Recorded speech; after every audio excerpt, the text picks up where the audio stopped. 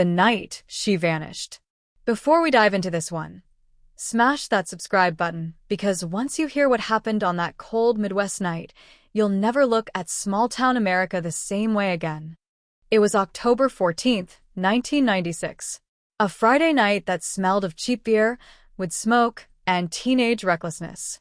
17-year-old Lena Brooks had just arrived at an abandoned farmhouse on the outskirts of Ridgefield, Illinois, a tight-knit town surrounded by endless cornfields and long-forgotten railroad tracks.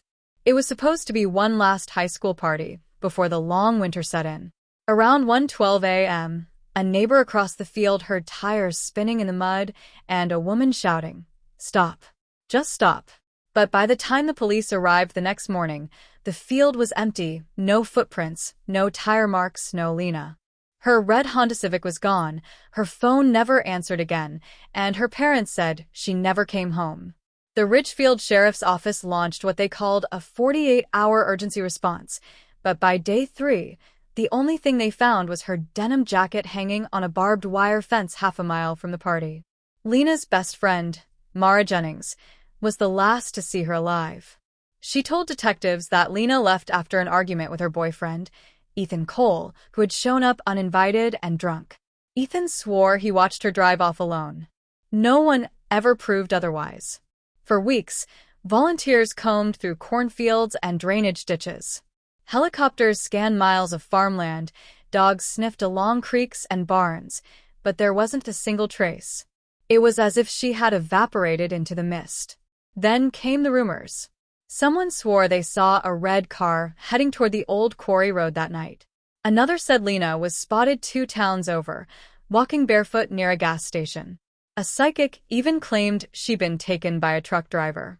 The police followed every lead until the press lost interest, and Lena's case joined the growing list of unsolved disappearances of rural America. But something about this case refused to die. Every year on the anniversary, a new anonymous tip appeared in the sheriff's mailbox. Some claimed to have heard her voice. Others referenced a hidden cabin where the fire never went out. All unsigned, all untraceable. In 2003, the investigation went federal when Lena's mother received a call from a woman who whispered, "Your daughter's alive. She's not who you think she is." The call came from a prepaid burner phone, traced to a gas station near the Iowa border. Security footage showed a woman in a hooded jacket buying the phone, but the face was blurry.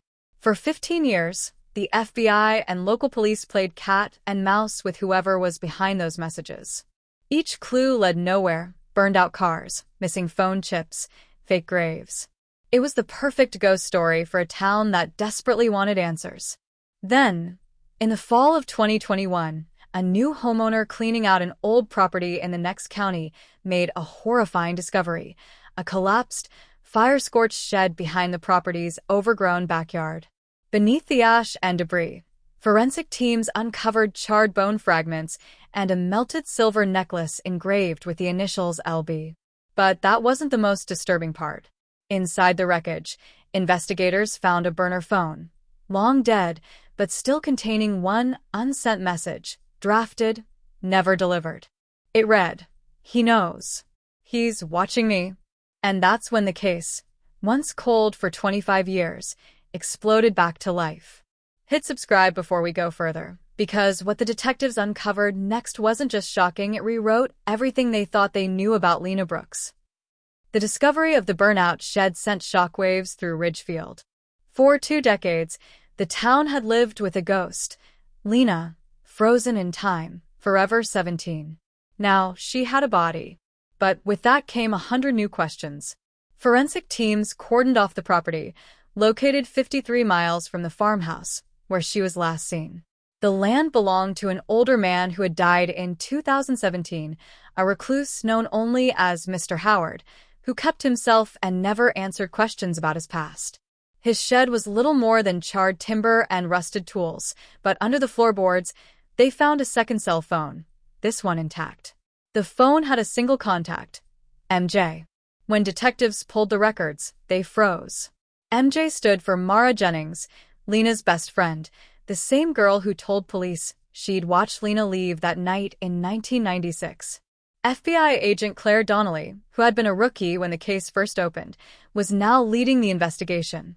She ordered a deep dive into Mara's digital footprint, and what surfaced made her blood run cold. Mara's number appeared multiple times in unsolved tip-line calls over the years, calls traced to remote areas, always around October 14th. The same voice that had whispered to Lena's mother was likely hers. When investigators brought Mara in for questioning, she didn't flinch. Now in her 40s, a schoolteacher and mother of two, she looked calm, polite, even nostalgic. "You think I'd keep this alive for 20 years?" she said. I mourned her like everyone else. But Donnelly noticed something strange.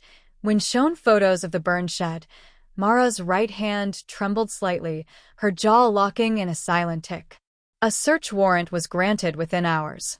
At Mara's home, police found an old lockbox hidden beneath insulation in her attic.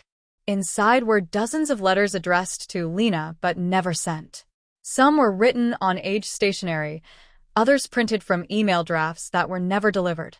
Each letter described events in the town that only someone close to the investigation would know. One, dated 2011, read, "They're looking again. You said it was an accident, but I don't dream like you do. I see her face when I close my eyes." Another, and signed but found among the others, read simply, "We shouldn't have gone to the quarry." By the end of that day, Ridgefield had turned upside down.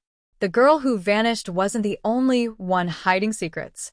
Detectives began to suspect that Lena had never left town at all, that she'd been held, silenced, maybe even buried, right under their noses. And then a new twist hit the FBI lab reports.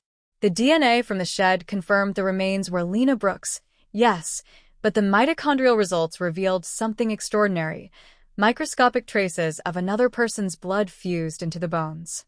It belonged to a living person. Someone local. Someone who was still walking free. Agent Donnelly pulled the file again and saw a note she'd missed from 1996, an old witness statement mentioning that after the party, Lena and Mara were seen near the quarry with a third person. A boy named Ethan Cole.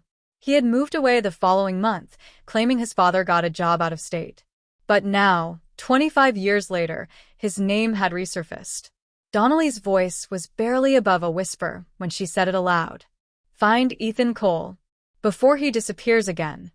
Before we begin, if you've made it this far, you're part of the few who can stomach the truth.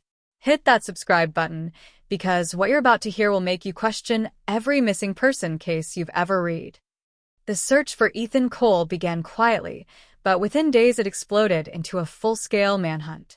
His name hadn't appeared in any public records for years. No taxes, no social media, not even a driver's license renewal. But someone using his old alias, E. Matthews, had recently purchased property just 20 miles from the burned shed. A drone sweep over the area revealed a small farmhouse hidden by trees, half collapsed, surrounded by fields of rusted machinery. When FBI agents approached the house, they expected another cold lead. Instead, they found Ethan inside, alive, calm, and waiting. He didn't resist arrest. In fact, as they cuffed him, he said only one thing: it was never supposed to burn. At headquarters, Agent Claire Donnelly faced him across the interrogation table. He looked older than his age, gray-streaked hair, thin frame, sunken eyes that never quite focused. But when she laid a photo of Lena on the table, his hand twitched. "She trusted you," Donnelly said quietly. Ethan exhaled. "She shouldn't have." He told a story that no one was ready for. In 1996, Lena had discovered something about Mara, something dark. Mara had been obsessed with Lena's life, her clothes, her friends, her plans to leave Ridgefield after graduation. When Lena confronted her at the party, an argument erupted. Ethan, drunk and scared, tried to break it up. But as Lena stormed out, Mara followed, pleading. The three ended up near the old quarry, where everything went wrong. Ethan's voice broke when he said it. She slipped, hit her head. It wasn't supposed to go that way. According to Ethan, Mara convinced him not to call for help. She insisted Lena was dead, that they'd both be blamed. So they hid her in the back of Ethan's truck and drove out to Mr. Howard's property, Mara's uncle. He was out of town, so they buried Lena under the shed floor. Mara burned her clothes, her purse, everything that tied them to her. But the story didn't end there. Weeks later, Ethan began receiving calls from a woman whispering through static. She said her name was Lena. She knew things only Lena would know, phrases, secrets, memories. Ethan said Mara convinced him it was a prank, that guilt was eating him alive. But as years passed, the calls didn't stop. Every October, always the same date, always the same phrase. It's cold down here. Donnelly leaned in. So who was it, Ethan? Who called you? His eyes lifted, hollow and wet. Mara. It was always Mara. She wanted me to remember. Mara's confession came hours later, after the lab confirmed Ethan's story. She broke down, trembling, muttering that she never meant to kill her. She admitted to staging the tip-line calls, mimicking Lena's voice and leading investigators on wild chases for years. To keep her alive somehow, she said. The town of Ridgefield watched as the two were led away in separate police cars, the decades-long mystery finally solved. But as Agent Donnelly left the station that night, her phone buzzed with an unknown number. She hesitated, then answered. A soft, distorted voice whispered through the static. It's cold down here. The line went dead. If you made it to the end, take a breath.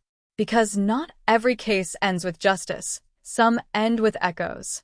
And if you think this story was intense, wait until you hear what was found in the lake outside Cedar Hollow. Subscribe because the next one will haunt you.